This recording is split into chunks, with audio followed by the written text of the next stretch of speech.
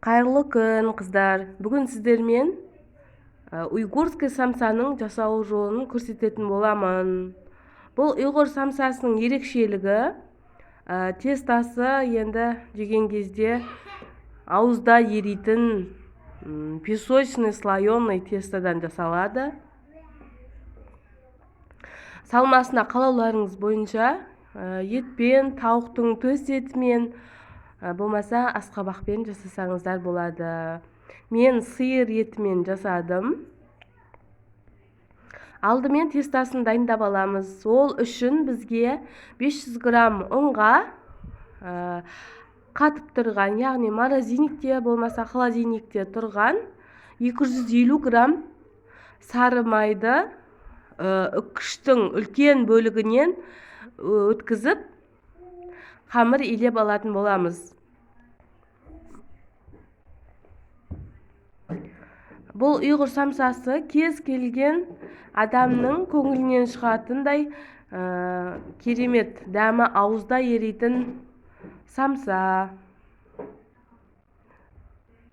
Және бір айта кететін нәрсе, қыздар, комментария бөліміне өз пікірлеріңізді бөлісіп, және маған видеома лайк басып кетулеріңізді сұраймын. Өйткені менің каналымның өсуіне бұл үлкен үлестеріңіз болып табылады. Алдын ала рахмет. Ары қарай ұнымыз бен сары майды үккіштен өткізіп болғаннан кейін 2-3 жұмыртқа, яғни бір жұмыртқа ақ сарыуызмен бірге және 2 сарыуызды бөліп аласыздар. Сөйтіп тестамыздың үстіне құйып, 100 грамм қаймағымызды құйып, қамыр илеп алатын боламыз. Өте нәзік, жұмсақ қамыр шығады. Бұны морозильникке әзірге салмасын дайындаймын дегенше морозильникке сала тұрамыз. Салмасын жасау үшін бізге осында 500 грамм сиыр етін алдым. Оған 4 бас пиязды ірілеу етіп турап аламын.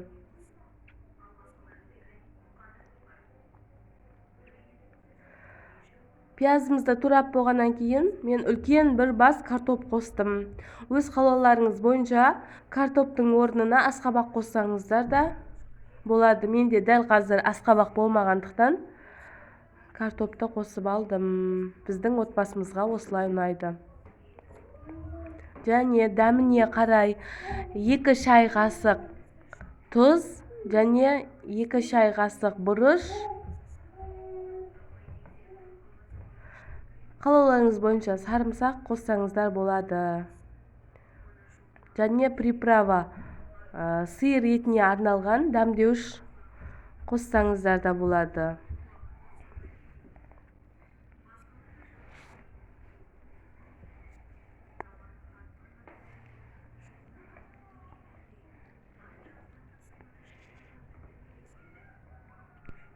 Осылардың барлығын жақсылап араластырып аламыз. Және 2 ас қасық сұйық май қоссаңыздар да болады.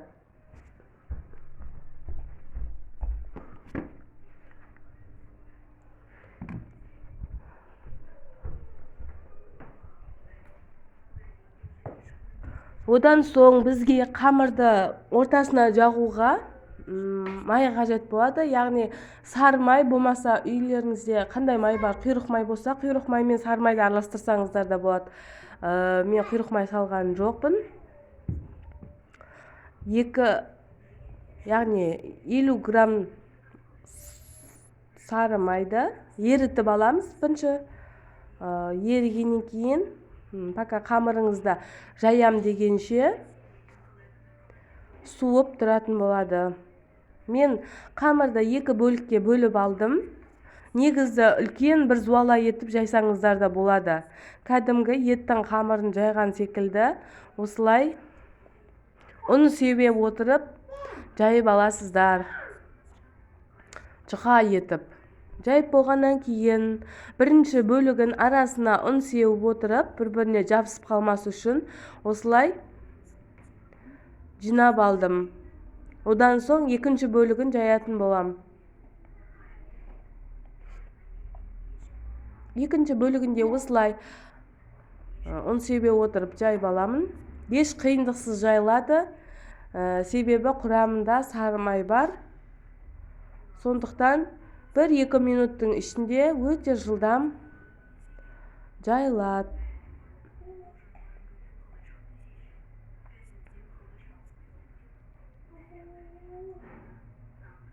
Мінекей осылай жайып болғаннан кейін бағанағы ертіп алған сары майымызды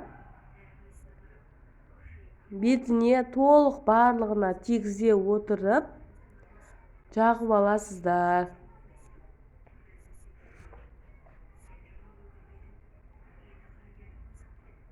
Қыздар, бұл жерде айта кететін жайт, неғұрлым жұқа етіп жайсаңыздар, жаңағы ұйғыр самсасының тестасы керемет үгітіліп тұратын болады. Мейлінше жұқарақ етіп жайып алғандарыңыз дұрыс. Және ораған кезде ауа кіріп кетпейтіндей тығыз етіп ораңыздар. Мінекей осылай бірінші бөлігіне полный жағып алдым, бетін барлық бөлігіне тигізіп. Енді екінші бағанағы ұн сеуіп жайып қойған қамырымызды осылай бетіне төсеп аламыз. Бұдан соң бұның да бетін майлап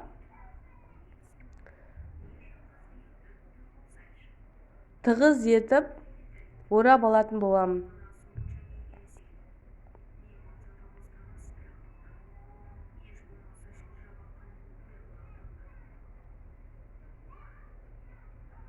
Одан соң бұны кемінде 3 сағатқа морозильникке қойып алғандарыңыз дұрыс.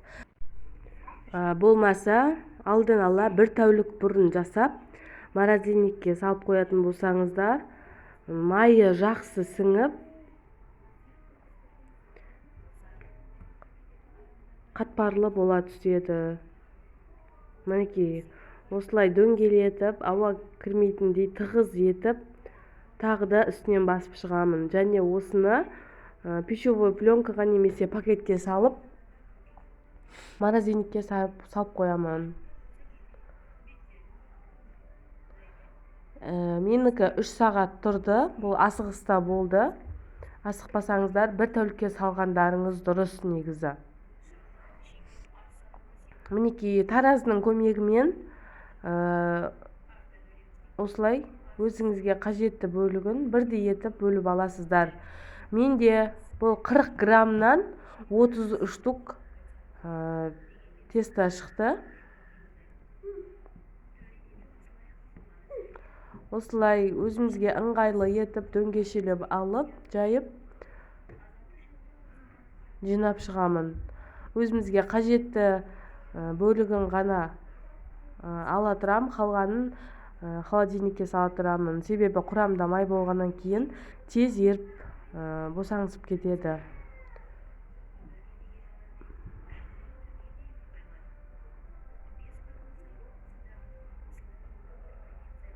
Бұны негізі алдын ала осылай дайындап морозильникке салып қойсаңыздар да болады. Өзіңіз қалаған кезде алып, пісіріп, свежий етіп дастарханға қоясыздар. Алдын ала пісіріп алғаннан осылай замороженный күйде сақтасаңыздар дұрыс. Мінекей, енді мен түйіп бастаймын қамырымды. Осылай шет-шетін ғана жайып, орта жағына қатты салмақ салмай,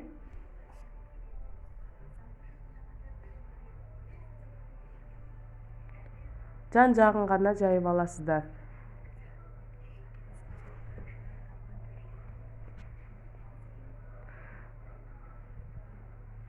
Еш қиындықсыз, салмақ салмай-ақ тез жайылады. Және осылай бір ас қасықты толтыра отырып, мен барлығына бірдей салмасын салып, тиюді бастаймын. Мына тию бір шетінен бастап, бір жағын қаттырақ етіп басасыздар да, соны қайтадан орап, осылай самса жасайсыздар. Міне, мен осындай ыдыста Морозильникте сақтайтын боламын.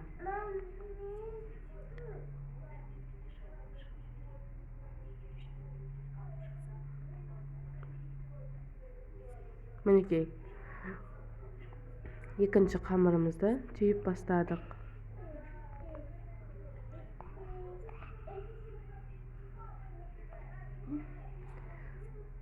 Сіздермен болған сымбат. Қош сау болыңыз.